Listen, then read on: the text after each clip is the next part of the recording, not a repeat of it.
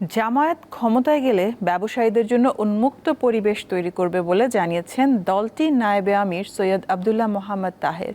শনিবার রাজধানীর ইঞ্জিনিয়ার্স ইনস্টিটিউশনে জামায়াতে ইসলামী ঢাকা মহানগর দক্ষিণের আয়োজনে ব্যবসায়ী সমাবেশে তিনি একথা জানান। জামায়াতের নায়েবে আমির বলেন, শেখ হাসিনার নির্দেশে দেশের ব্যাংক ব্যবস্থা ধ্বংস করা হয়েছে।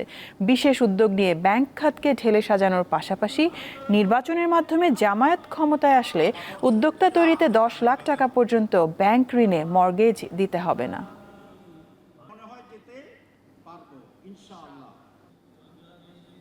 আপনি বিজনেস লস করে ভিক্ষুক হয়ে গিয়েছেন, ইয়েস, অ্যাকসেপ্ট ইট। করাপশন করবেন না, আর করাপশন যদি না করেন আপনি ফকির হবেন না। ব্যবসায়ীদের সব পুঁজির টাকা তারা নিয়ে নিছে, ব্যবসায়ীদের জন্য ব্যাংকে কোনো টাকা নাই। আমরা যদি যাই 10 লক্ষ টাকার জন্য কোনো মর্গেজ লাগবে না।